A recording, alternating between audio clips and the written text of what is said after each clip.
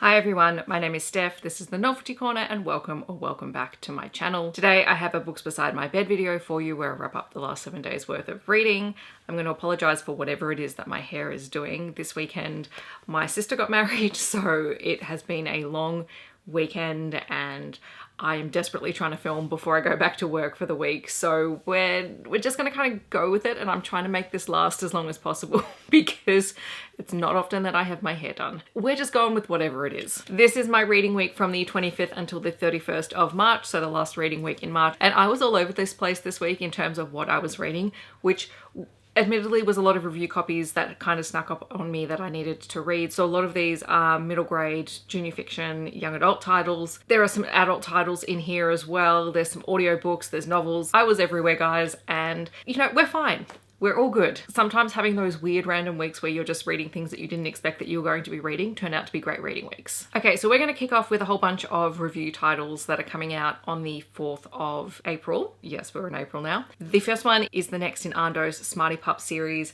This one is book 2. It is JJ and the Giant Panther. For those of you who haven't seen my first foray into Smarty Pup, JJ is a dog. He's a pet. He belongs to Lily, and one day there was some, I don't know, slime that gave everyone superpowers, and JJ began to talk. He started going to school with Lily, and in this particular book, Lily's class are going on a camping trip and JJ is desperate to come along. A lot of hijinks ensue, and despite being an incredibly intelligent dog, JJ is terrified of the potentially bigger cat lurking in the shadows. But the whole thing is about teamwork, it's about having fun, it's about working together when things are tough and trusting one another and friendship, and it's really, really lovely. The really cool thing about this book is it's in full colour, so it's kind of on the cusp of junior fiction to middle grade, so it's great for sort of both age groups. There's a lot of humour in here, and Anh Doh is a very, very popular children's author here in Australia, so lots of kids will probably enjoy this one. I will have a separate review for this up on Little Bookish Teacher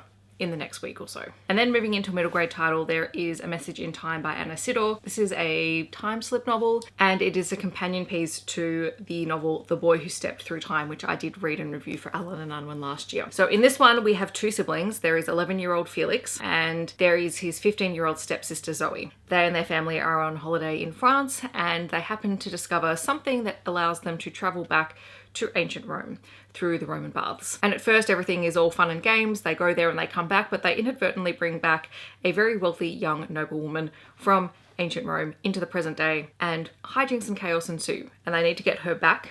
But of course, when they return her, her body has been unconscious in that time period for a significant time, and so they need to work out a way to get her back into her body and to then try and pass as ancient Romans for the duration of their stay, while still trying to get back in time to the present day in order to go home with their parents at the end of their holiday. This was fun and very clever, and Ciddor worked with her sister, who happens to be an expert in ancient civilizations, in order to research this book. So this is a really fun middle grade title, and again, great to see another amazing Australian middle grade title being put out there in the world. So, well worth checking out. Then a middle grade title that was not a review copy was Huda and Me by H. Hayek, which is the first book in sort of this series that follows two siblings. So Huda and Me follows the second and third youngest siblings in a family of 6 kids. They are Lebanese Australian Muslims, and at the beginning of the book we meet Huda and Akil, her brother, as they're waiting at the airport to board a flight because they're running away to Lebanon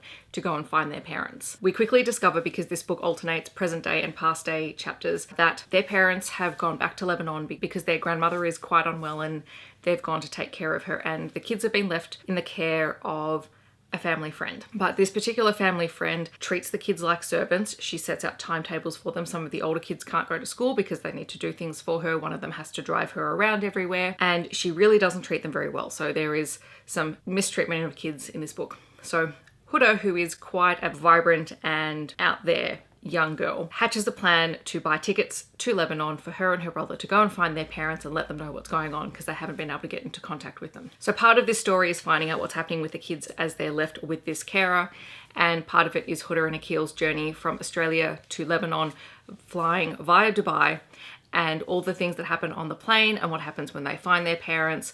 And it is a gorgeous story of sibling love and adventure, but also I really loved the reactions of the parents when they find out what's going on. The whole story was just fantastic. I do have the follow-up story, Huda Was Here, that I'm currently reading, and I'll talk to you guys about that next week. And I'm going to have a bit of a series review going up on Little Bookish Teacher as well soon. I also read Amulet Volume 1, The Stonekeeper, which is a graphic novel, and it is the current top graphic novel favourite of our middle grade students at my school, and so I've been meaning to read it for ages. So I found this on Libby and decided just to read it digitally, and I really enjoyed this first volume. So this is about Emily and Navin and their mum who move into their great-grandfather's very rundown house in the middle of nowhere 2 years after the death of Emily and Navin's father in a car accident, which does happen on page at the very start, so just be aware for sensitive readers that there is death of a parent on page. But obviously this has thrown the family into a tailspin, and so this is supposed to be a fresh start. But when they get to this house, they discover that not only is it run down, but it's potentially got some creepy elements to it. But one day while they're cleaning, Emily discovers this stone. It really opens up everyone's eyes to a world that they didn't know existed. One with demons and monsters and giant robots and magic and secret worlds. And when their mum is kidnapped and taken into this magical world, Emily and Navin have to try and figure out a way to get her back. And so they find out more about their great-grandfather and about the world that he seemed to protect. And they have to find some new allies, and they have to find a way to get their mother back. And it was just a really fun time. I'm looking forward to continuing the series sometime soon, so you'll probably hear about it a lot more. I also read a young adult title, and this is We Who Hunt the Hollow by Kate Murray. This is an Australian young adult title. It was shortlisted and won the Victorian Premier's Literary Awards this year for the category of writing for young adults, and it is a young adult paranormal story. Our protagonist is Priscilla Dahlman, who comes from a family with a long and proud history of being hollow hunters. People who are gifted with magical abilities, who can hunt monsters that come through to Earth via a rift. But when Priscilla was first gifted her powers when she was 13, she was kind of underwhelmed by them. They weren't very flashy and they weren't very offensive. And so she sort of feels like she's the outcast and the failure of the family, because everyone in her family is fantastic and has great offensive abilities. And at the beginning of this story, she has tried to find a way to get a second power, and it's kind of backfired on her, and suddenly she's able to pull monsters through the rift into the world, which is not great, and she freaks her out for a little bit. Then she kind of discovers the truth about her abilities and has to navigate a world that she thought she knew, but she didn't really know the intricacies of. I really love this because our heroine is bisexual. She has or has had in the past a girlfriend, and at the start of this book they've been separated for a period of time and then they reconnect, but she also becomes interested in a boy that she meets. There is magic and double crossing, there are monsters and monster hunting and action and adventure. I didn't realize that there was going to be a follow-up to this book, so I'll be on the lookout for it. Also, I kind of love this cover because it's really awesome. Okay, and then moving into some adult titles, I buddy read Waiting for the Flood by Alexis with Bree. This is a very short novella in the Spies series. It's kind of a slice of life. It takes place over 3 days, and we follow Edwin and Adam who meet during a flood in Oxford. When we first meet Edwin, who is our main point of view, he is living alone in his house. It's been 2 years since he's separated from his partner of 10 years, and he's still kind of grieving and hasn't really moved on from there, and feels like his entire identity has been tied to this relationship. He restores old books for a living, and he's very quiet and contained, and he also has a stutter, which is beautifully written in this book, not only in terms of the way the character is portrayed and the way he thinks about himself, but also the way that Adam respects him and allows him the space to talk when he's struggling to get words out as they get to know each other. So now Edwin is kind of just going about his daily business, and he knows that there might be a flood, and he's kind of just continues on, and he meets Adam, who is an engineer and has been sent there to help manage the flood and try and prevent too much damage to properties and the surrounding areas. And they meet over helping to sandbag Edwin's neighbour's house. They're both intrigued by one another, and they have these ordinary but really insightful conversations with one another. And we can tell that Edwin is intrigued by Adam, and we know from the way Adam interacts with Edwin that he's flirting with him, he likes him, but Edwin is still all up in his head and his feelings. To the point where, you know, at points Edwin self-sabotages himself and this sort of beginning relationship. But it's just gorgeous how these two come together and how you know, just being forced into proximity because of flooding, which is not your usual forced proximity kind of setup, was just lovely to see how they got to know each other before the relationship started. Like they don't formally form a relationship until the very end, and it is only a novella length, but it was just a gorgeous little slice of life type of story. And I had read this once before, and I'm so glad I read it again because I have a deeper appreciation for it now, especially since I've read so many of the other Spies books, and I can kind of see where this fits. I mean, they're all companion stories rather than interconnected stories, but it was just really lovely. Plus, I always love reading things with Bree, and we just send each other voice messages talking about what we liked and what we noticed. Then there was another novella that I listened to while I was doing some diamond painting, and that was Even Though I Knew the End by C.L. Polk. This is a sapphic historical paranormal story. There is a romance in it, but that is not the main point of the story. And also when you get to the end, you kind of work out why I'm not calling it a paranormal romance. So I listened to the audiobook for this. I found it on Libby. It was narrated by January Lavoie, who I suspect I should have checked this. I'm pretty sure she did the Diviners series by Libba Bray, which is another series that I liked and that this reminded me of, just an adult version of it. You have Helen, who is a magical detective who is on a job to photograph the scene of a serial killer who has been stalking the town. And she's been asked to do this job by someone, and she gets really bad feelings from it. She doesn't want to continue, but we find out that Helen in the past has sold her soul to save the life of someone that she loved. And a demon holds her soul as a bargain, and she only has now days to live. So a soul bargain is for 10 years, and she's nearly at the end of that time period. And she doesn't want to spend the last few days of her life investigating this serial killer and missing out on spending time with her girlfriend Edith. But she is given an incentive to find the killer when she's offered her soul back. And so she reluctantly begins to investigate and is embroiled in a world of angels and demons and religion and just this very intriguing world that, you know, in such a short story, like it was only 4 hours on audio, just created this very intriguing world that I loved being in. I loved her relationship with Edith, and I really enjoyed how C.L. Polk wrote about how, you know, they have to hide their relationship because it's not something that is acceptable. There are queer speakeasies. I will say there are content and trigger warnings in here for depictions of insane asylums and how women, and particularly queer women, were treated in them. There's mentions of electroshock therapy and whatnot. So be kind to yourself when you're reading it because it is mentioned. That part was quite confronting. Like, you know, you just hear it and you're like, oh my God, why was this even a thing? But it's so beautifully written, and the audiobook and January Lavoie's narrator are fantastic. So I do highly recommend it. And then the last book that I'm going to talk about is ironically the first book that I read this week, and it's Pucking Around by Emily Rath. And this is a hockey romance story, but it is 750 pages long. And before anyone freaks out by that, I was watching a TikTok by the author Emily Rath, and she was talking about how she wrote the book and how it's actually a couple of romance stories in one, because this is a why choose polyamorous hockey romance with plenty of hockey on page, which is 100% my preference for hockey romances. And she's absolutely right in terms of telling people that, because I think it helps you to read it and to understand why it's as long as it is. Also, the pacing in it is really good, so it's not slow. So the setup for this book is you have Rachel, who works in sport medicine, and she's been trying to get into this fellowship to work in professional sports. And there's a prequel novella that one night where she finds out she's missed out on this opportunity, and she ends up having this one night stand with a guy in Seattle, and then they part ways and they never exchange names. But his name is Jake, and he is a hockey player.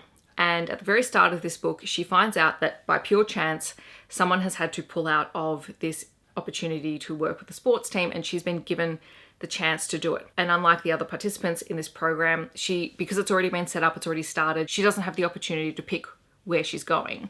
She kind of just has to go to where this other person was supposed to be posted. And it turns out she's going to the Jacksonville Rays, which is a new NHL hockey team. And lo and behold, that's where Jake is playing hockey. She's not expecting it, he's not expecting it, and they've done nothing but think about each other since then. That is sort of a second chance romance that's in there. However, Jake has a best friend called Caleb that most people who know them basically call them domestic life partners because they do everything together. Caleb used to be a hockey player but injured himself and now works as an equipment manager for the Rays. And Caleb is gay and I'm pretty sure he's been out for a while. He is in love with Jake, but Jake doesn't really make anything of it, but he's, you know, very he's very friendly, very comfortable around him, and basically acts like a life partner. And so relationship 1 in this book is Rachel, Jake, and Caleb. Relationship 2 is between Rachel and the goalie for the Rays, whose name is Amari.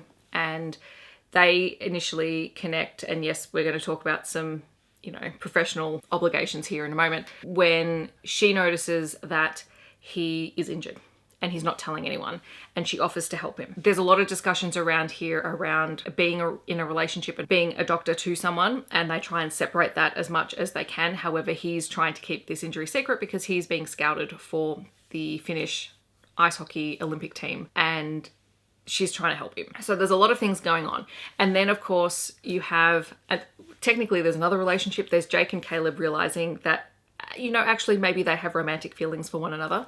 And then of course how all 4 of these very different people fit in. And the book has MF, MM, MMF, MM, scenes in the story. Imari is very clearly not interested in guys. The other 2 are interested in each other. They're all interested in Rachel. And like the actual polyamorous element of the story was really well done. Like I didn't feel uncomfortable with it. I didn't feel like it was forced. It took a long time to develop, and they had to set ground rules, and everything felt, as a reader, like time and thought had been put into how this would develop, as opposed to just throwing everyone together and going, great, here's a why choose story with lots of smut and you're just going to like it. Like that's fine some of the time, but I actually like the development of the relationships in here. On top of that, you have hockey, you have hijinks, you have pranks between all of them. There are some very funny scenes. Rachel herself comes from a very famous family, and so she's trying to keep out of the spotlight. There's no third act breakup, but she is really anxious when their secret does come out, how her past is going to reflect on the guys, because one's trying out for the Olympic team, the others have their careers, and she doesn't want her past history to come out on them. And so they actually have to work through quite a lot of things. But because we had space to actually explore that over a longer book, none of it felt rushed. And I actually read this over 2 days. I split it in half at the 50% mark exactly. There's almost a chapter break exactly at 50%. And that's where I stopped. And it felt very natural to stop there and then continue on. So yeah, like I really enjoyed it. I wasn't, like when I saw it was over 700 pages long, I'm like, oh my God, how am I going to read this? Because I've been looking forward to this book since I heard about it, but I'm so glad that it was written the way that it was written because it worked. It worked. I'm going to leave a link to Emily Rath's website down below so you can check out all of the content inclusions and just check and see if anything is going to be a content warning or a trigger warning for you, because there's quite a lot of things going on in the book. I will say at one point there is one mention of the word harem, but it is in passing by someone who is not part of the polyamorous relationship. And I get why it was included. I kind of wish it hadn't been, but I get what it was because it was someone who didn't understand their dynamic. That's the only time that it's mentioned anywhere. It's not mentioned in the marketing. It's not mentioned by the author. It's always been called a why choose romance, which I appreciate because there are so many why choose romances that people keep calling reverse harem, which is not okay anymore, guys. We've got to stop doing that. But I'm just throwing it out there in case that's going to be triggering for anyone. But other than that, I love the story. I love the characters. They were really fun. And I'm looking forward, there's going to be one more book in the series at the moment. And I'm looking forward to it because it's going to be an age gap story with an older heroine with one of the players on the team. And it's going to be great. All right, so that is everything that I read this week. In the comments, I'd love to know if you've read any of these books, or if you're planning on picking any of them up. And if you want to chat to me about any books that you have been reading down below, feel free to do that. If you'd like to let me know that you're here but you don't want to leave a comment, feel free to leave a puppy emoji down below. Otherwise, I hope that wherever you're in the world, you're staying safe and healthy, and I will see you in my next video. Thanks so much for watching. Bye, everyone.